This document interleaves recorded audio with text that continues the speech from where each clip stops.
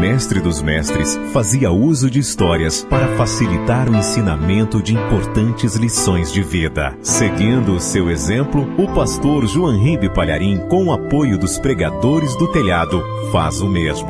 Agora, pare tudo o que estiver fazendo, abra o seu coração e acompanhe uma das ilustrações do Reino de Deus.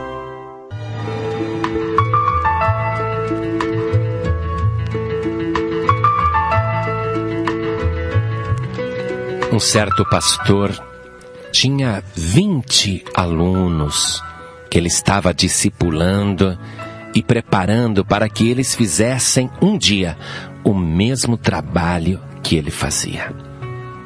Mas de todos aqueles discípulos, tinha um que o pastor parecia que gostava mais, dava mais atenção. E os outros foram ficando com muito ciúme, mas muito ciúme mesmo. E ficaram a tal ponto revoltados que resolveram ter uma conversa com o pastor. Que preferência era aquela? E por quê? Por que que ele prestigiava tanto aquele certo discípulo? E um deles propôs ao pastor: Pastor, vamos fazer um teste entre nós aqui, entre os 20. E aquele que for melhor no teste será o teu discípulo favorito. E o pastor disse: está bem, eu irei pensar numa prova para que vocês me satisfaçam uma curiosidade. E o pastor se retirou, orou a Deus, e no dia seguinte entregou para cada discípulo um pássaro. Colocou na mão de cada discípulo um passarinho. E os discípulos, sem entender o que estava acontecendo, ficaram segurando nas mãos aqueles pequenos pássaros. E o pastor disse: muito bem,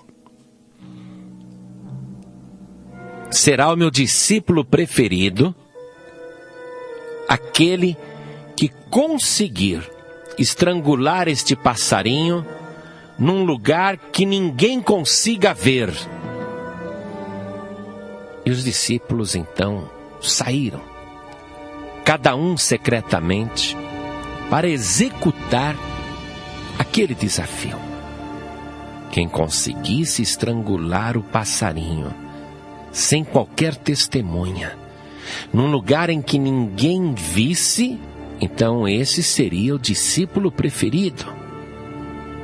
E os 20, cada um no seu canto, procurou o lugar mais escondido e mais secreto, e ali, creque, quebraram o pescoço de cada passarinho. E cada um trouxe o passarinho morto e apresentou ao pastor. E um disse: pastor, eu me tranquei no banheiro, e quando eu vi que não tinha ninguém olhando, eu estrangulei esse passarinho. E o pastor não fez qualquer comentário. O próximo disse: pastor, eu fui no meu quarto, fechei a porta, e quando me certifiquei que estava sozinho, eu quebrei o pescoço do passarinho. Eis aqui a ave morta. E o pastor não disse nada. E o terceiro disse: pastor, eu procurei uma gruta lá no campo, e quando entrei na caverna e me certifiquei que estava sozinho, eu quebrei o pescoço do passarinho. Ninguém me viu. E o pastor não comentou nada. E o quarto disse: pastor, eu entrei no meio da mata e olhei bem para todos os lados, e quando eu tive a certeza que eu estava sozinho, eu quebrei o pescoço do passarinho. Aqui está a ave morta. E o pastor não comentou nada. E o outro disse: pastor, quebrar o pescoço desse passarinho me deu o maior trabalho. Eu desci no fundo de um poço abandonado, e quando eu tive a certeza que não tinha ninguém me olhando, eu quebrei o pescoço do passarinho. Eu garanto que ninguém me viu. E o pastor não comentou nada.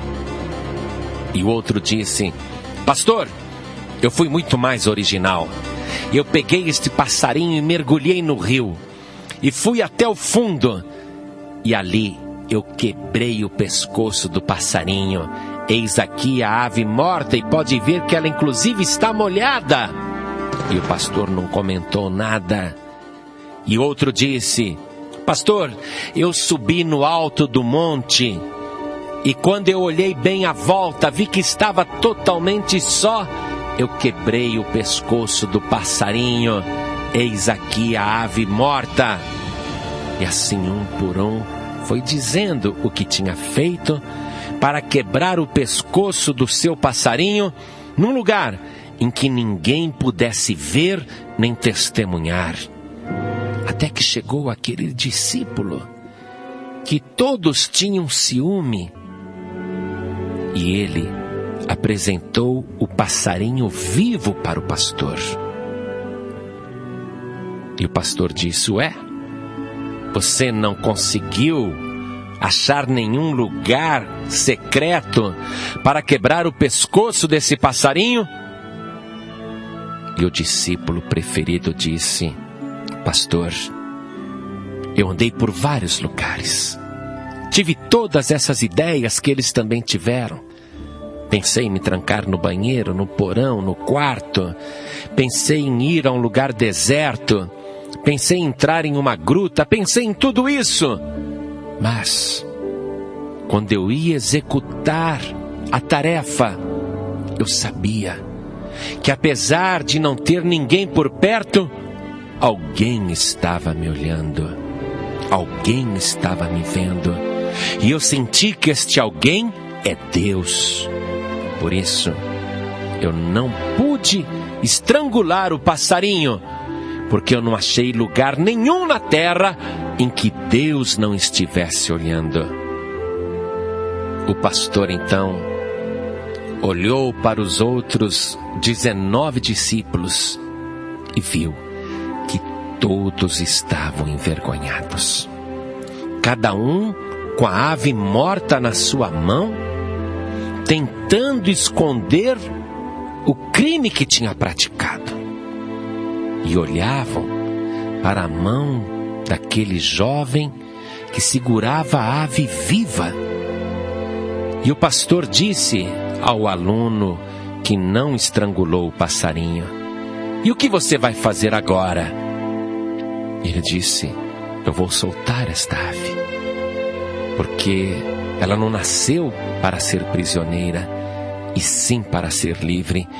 E estendeu as mãos para o céu e soltou o passarinho, que saiu voando, enquanto os outros ainda tiveram que cumprir a tarefa dolorosa de sepultar cada passarinho morto.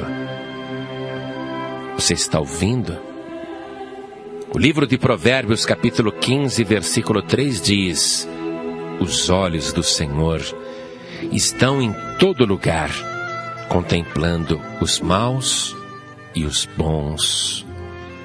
E este mesmo capítulo do livro de Provérbios, no versículo 11, diz: o inferno e a perdição estão perante o Senhor, quanto mais o coração dos filhos dos homens.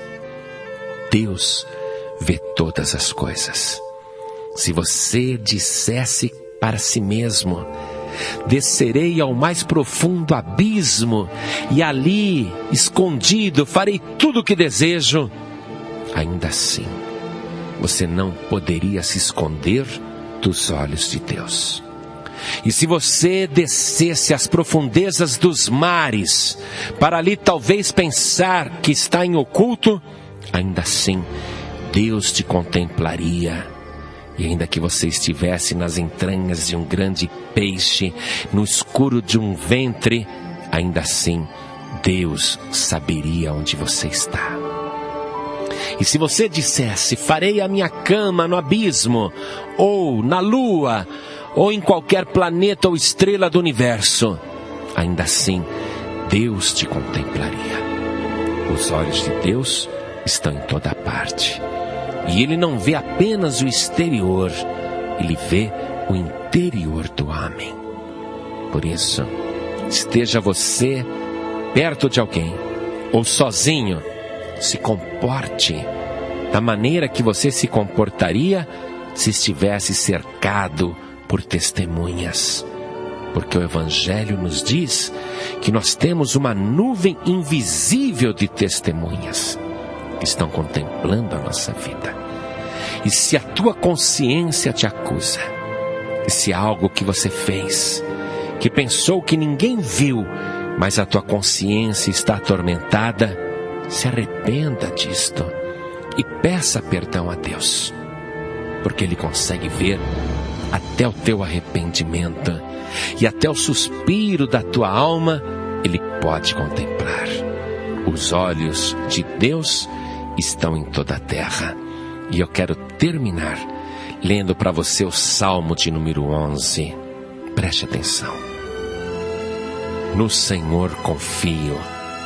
Como dizeis, pois, a minha alma, foge para a tua montanha como pássaro, porque eis que os ímpios armam o arco, põem as flechas na corda, para com elas atirarem as ocultas aos retos de coração. Na verdade, que já os fundamentos se transtornam, que pode fazer o justo? O Senhor está no seu santo templo. O trono do Senhor está nos céus. Os seus olhos estão atentos e as suas pálpebras provam os filhos dos homens. O Senhor prova o justo, mas a sua alma aborrece o ímpio e o que ama a violência. Sobre os ímpios fará chover laços, fogo, enxofre e vento tempestuoso. Eis a porção do seu copo. Porque o Senhor é justo e ama a justiça. O seu rosto está voltado para os retos.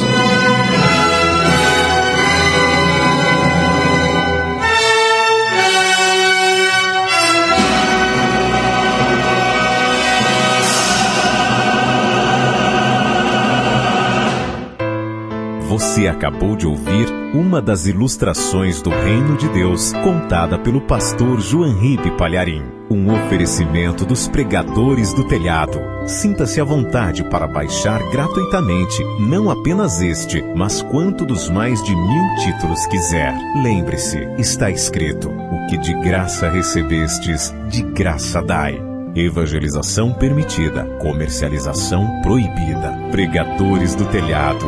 Comunicação a serviço da vida.